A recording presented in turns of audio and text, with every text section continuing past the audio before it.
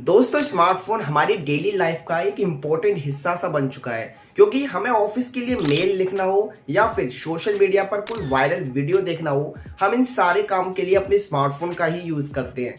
और आजकल हम लोग इतना ज्यादा फोन यूज करने लग गए हैं कि इसकी वजह से हमारी बॉडी पर एक नेगेटिव इफेक्ट पड़ रहा है और हम लोग इसको इस तरह इग्नोर कर देते हैं कि हमें कुछ दिख ही नहीं रहा। हम अक्सर ये सुनते हैं कि स्मार्टफोन के यूज से सबसे ज्यादा हमारी आंखों पर असर पड़ता है, सबसे ज्यादा नेगेटिव इफेक्ट हमारी आंखों पर पड़ता है, क्योंकि सबसे ज्यादा जो हमारा फोकस है वो फोन की स्क्रीन पर ही सबसे ज्यादा रहता है। बट मैं आपको बता दूं कि इस पर आंखों के अलावा हमारे हाथों पर भी बहुत बुरा असर पड़ता है। रिपोर्ट्स की माने तो हमारे हाथों की उंगलियों पर स्मार्टफोन यूज करते समय सबसे ज्यादा इफेक्ट पड़ता है। आप देखोगे कि स्मार्टफोन यूज करते समय हमारे हाथों की उंगलियां और हमारे जो अंगूठे होते हैं उन पर सबसे ज्यादा प्रेशर पड़ता है। और ना सिर्फ स्मार्टफोन यूज करते समय बल्कि टैबलेट या वीडियो गेम कंट्रोलर जो गेम होते हैं उनको खेलते समय भी सबसे ज्यादा हाथों और उंगलियों पर ही इफेक्ट पड़ता है। और इस सारे इफेक्ट को, इस सारी घटना को या इन सारे नेगेटिव इफेक्ट्स को हम स्मार्टफोन फिंगर कहते हैं। अक्सर आपने फील किया होगा कि जब आप स्मार्टफोन पर ज्यादा टाइपिंग करते हैं तो आपके हाथों की जो उंगलियां होती है और अंगूठे होते हैं उनमें दर्द होना शुरू हो जाता है। और ना सिर्फ टाइपिंग करते टाइम बल्कि जब आप वीडियो गेम्स खेलते हो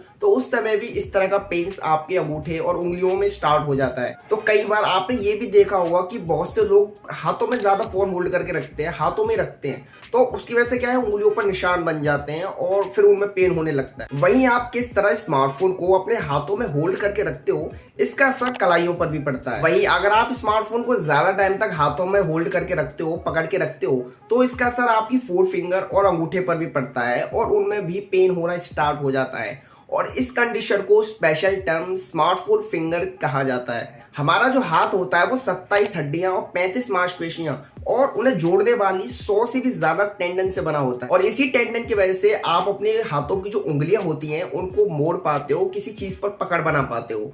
और इस कंडीशन में अगर आप अपने स्मार्टफोन को ज्यादा टाइम तक इस तरह होल्ड करके रखोगे तो क्या है कि जो मांसपेशियां, जो हड्डियां और जो टेंडन के जो जोड़्स वगैरह, जो जॉइंट्स होते हैं, उन पर प्रेशर क्रिएट होता है। और इस तरह से क्या है कि आगे चल के बहुत सारी दिक्कतें भी क्रिएट हो जाती हैं। हाथों में इस तरह पेन्स होना और दर्द होना और ये स्मार्टफोन फिंगर वाली जो कंडीशंस है इस तरह क्रिएट होने का एक कारण तो ये भी है कि क्या है कि धीरे धीरे जो स्मार्टफोन्स इंडस्ट्री है वो चेंज होती जा रही है।